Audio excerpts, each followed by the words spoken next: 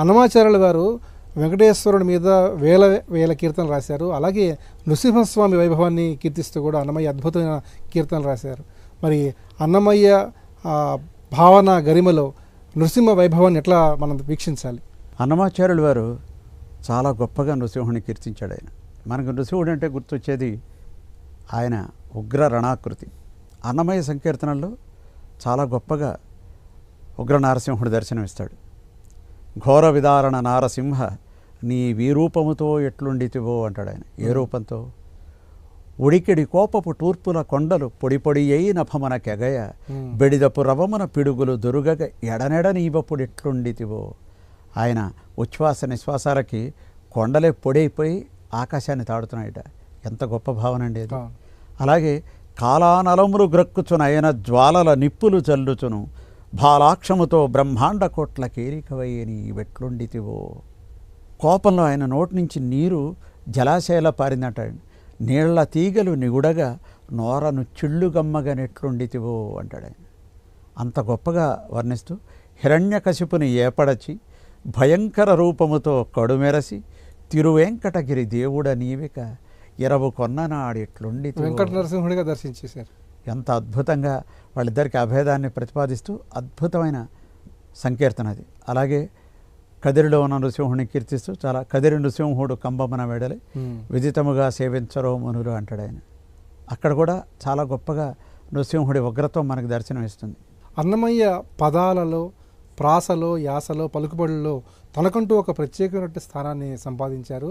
ఆ సంవిధానంలోనే అన్నమయ్య అద్భుతంగా కృష్ణుడు సంకీర్తన వైభవాన్ని కూడా తన సంకీర్తనలో పొందుపరిచారు.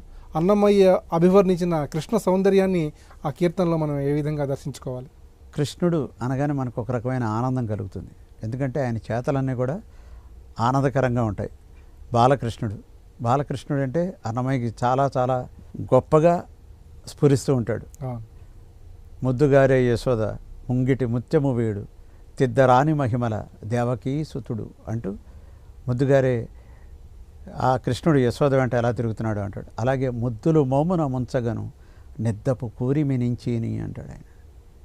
ఎంతో అద్భుతమైన స్నిగ్ధ సౌందర్యం ఆ శ్రీకృష్ణుడు మనకు దర్శనమిస్తుంది అంటూ. అలాగే ఇంకో సంకీర్తన ఇట్టి ముద్దులాడి బాలుడు ఎడవాడు వాని పట్టి తెచ్చి పొట్ట నిండా పాలు పోయారే. ఆయన ఎక్కడో తిరుగుతున్నట్ట తీసుకొచ్చింది పాలు పోయండి ఆయన పొట్ట నిండా అని చెప్తాడు ఆయన. అలాగే గామిడై పారిదెంచి చాలా గొప్ప పదం. గామిడి అంటే గ్రామ పెద్దలు మనం ఏదైనా పెద్ద పెద్ద విషయాల్లో సలహాలు ఇస్తూ ఉంటారు చూసారా, వాళ్ళని గామిడి అంటాం.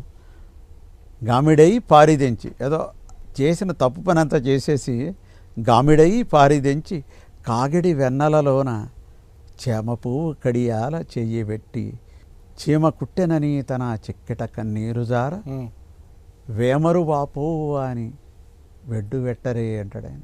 వాపోతున్నట్ట నాకు చీమ కుట్టిందని రావడం ఏమో పెద్ద మనిషిలో వచ్చాట ఆయన. అంటే తను చేసిన తప్పు తెలియకుండా కృష్ణుడు వచ్చాడు అని చెప్పడానికి ఆ సంకీర్తన. అలాగే అన్నమాచార్య సంకీర్తనల్లో శ్రీకృష్ణ జననం కూడా చాలా గొప్పగా ఆయన జన్మించిన విధానం చాలా చక్కగా ఆయన రాశాడు ఆయన. సతులాల చూడరే శ్రావణ బహుళాష్టమి కథలాయ నడురేయి కలిగే శ్రీకృష్ణుడు అంటాడు ఆయన. శ్రీకృష్ణుడు నడురేయి ఎంత గొప్పగా ఆవిర్భవించాడు. అలాగే అరయ శ్రావణ బహుళాష్టమి చంద్రోదయాన సిరులతో నుదయించే శ్రీకృష్ణుడిదివో అంటూ శ్రీకృష్ణ జననం. శ్రీకృష్ణుడు అన్నప్పుడు అన్నమయ్య చాలా చాలా విధాలుగా సంకీర్తన రాశారు ఆయన.